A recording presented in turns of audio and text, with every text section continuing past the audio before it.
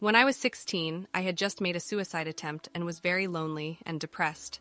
I spent a lot of time on Omegle under the depression tag.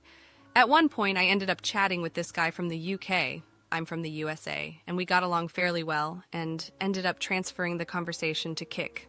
We became really good friends. He told me he had epilepsy, had lost his grandfather, was a twin, and had also struggled with mental health issues. He was 2 years older than me, so I didn't really think it was that weird, and plus we texted every day on Kik for hours on end. A few months passed, and he ended up telling me he liked me.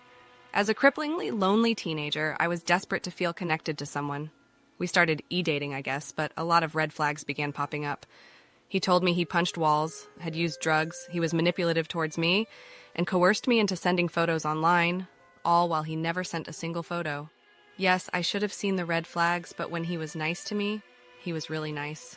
He told me all the amazing things we would do together and made me feel special. I had no friends IRL and had never previously had a boyfriend, and I figured this was semi-normal. All the fights where it was just one-sided and I just took emotional and psychological abuse. I had a therapist who he forbade me from speaking to about him. He isolated me from my family, demanding I have him as my #1 priority. My depression, and at the time undiagnosed bipolar disorder, got worse, and I ended up being hospitalized. But after every fight or mean thing he said, he would always say he would change, that I made him a better person, or he would kill himself if I left him. After a year or so, I finally convinced him to send photos of himself. I was so happy, even if he deleted them from the Discord chat after 1 second, so I couldn't save it and barely process his appearance. A few months later, we finally started video calling, and yeah, the photos didn't match the video call, but I couldn't really remember the photos exactly, because he had deleted them so quickly. He didn't have any social media, so I just had to trust the person who I saw before me, and I did. Because no one else would want me, or so I thought. He told me he had a kid, which I thought was weird since he was on the phone with me for up to 18 hours a day. But if I ever questioned anything, he would be accusatory. Do you not love me? Not trust me, after all I've done for you? The cycle of emotional and psychological abuse was worse than what I'm writing about here, but please trust me that it took a lot from me. It continued through the end of high school, until the start of college when I was around other people and realized, holy shit, this isn't normal. About a month into college, I told him it was over, and he called me 16 times in a row, but I didn't pick up.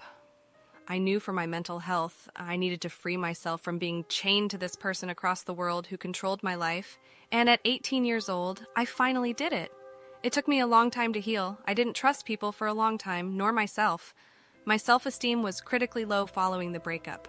The more time I spent not talking to him, the more I saw through the bullshit. I started looking up some of his facts about his life, like his birthday, where he went to school, and details about his life. And I found out he had ripped his identity from a famous singer down to his first name.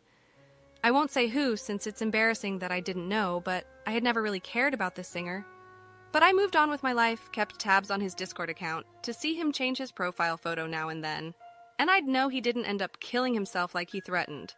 2.5 years later, this past Sunday, I was scrolling TikTok and someone popped up on my FYP. It was him. At first, I thought this must be some lookalike, but I watched the videos and heard his voice. I compared some photos I took from when he video called me and compared the walls, the same photos and quotes hung up on the wall.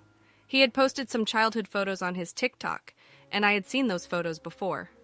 I scrolled back through Discord, and it was the same photos. It was the same person, except it was not a man 2 years older than me. It was a girl, the same age as me, who had torn my life apart. And now I don't know what to do. At first I was mad, then excited at the idea of confronting them, then depressed at my own stupidity. Yes, my heart is broken, not because of the relationship, but because this girl took advantage of me when I was so weak and powerless. I don't know if I'm going to confront her. I don't know if I should. All I know is I wish I never found her TikTok.